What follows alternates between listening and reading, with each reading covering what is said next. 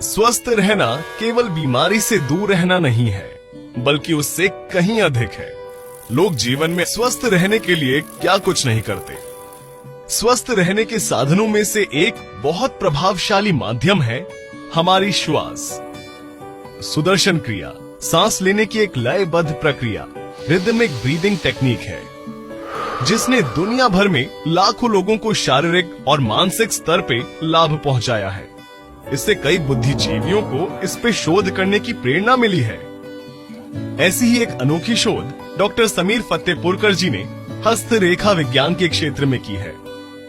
इस समय पृथ्वी पर लगभग 750 अरब लोग हैं, अर्थात 1500 अरब हथेलियां हुई, और फिर भी कोई भी दो हथेलियां एक समान नहीं है। डॉक्टर फतेहपुरकर जी ने अब तक 10,000 से अधिक हथेलियां परखी हैं। उन्होंने लोगों की हस्तचाप लेकर उनका अध्ययन किया और उनकी विभिन्न समस्याओं जैसे संपत्ति, स्वास्थ्य, व्यवसाय और यहाँ तक कि आत्महत्या की प्रवृत्ति पे भी विश्लेषण किया है।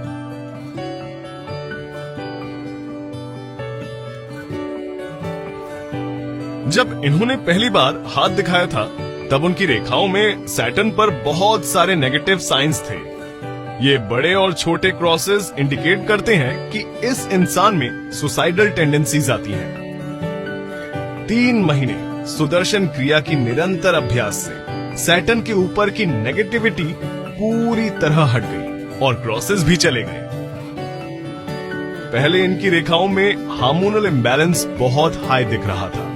इस वजह से वो बहुत ही चिड़चिड़ी भी रहती थी। 3 महीने के अभ्यास के बाद इनके हाथों में एक बिल्कुल ही नई रेखा डेवलप हो गई। ये रेखा खास तौर पे हार्मोनल इम्बैलेंस के कम होने का प्रमाण देती है और जिसका असर इस महिला में भी दिखने लगा है।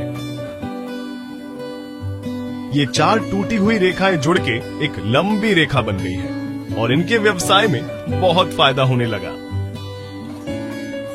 ये डबल लाइन बढ़ के लाइफ लाइन में जुड़ गई है और इसके वजह से इनकी जो एब्डोमिनल और पीरियड्स की प्रॉब्लम थी वो काफी हद तक ठीक हो गई है।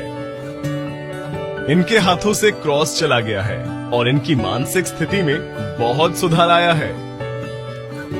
सुदर्शन क्रिया का मन और शरीर पर एक उल्लेखनीय प्रभाव पड़ता है। ये ग्रहों से नकारात्मक प्रभाव को संतुलित करती है। नियमित अभ्यास करने से सुदर्शन क्रिया वर्तमान की समस्याओं को मूल रूप से ठीक करती है और भविष्य में आने वाली संभावित तकलीफों को भी रोकने की क्षमता रखती है।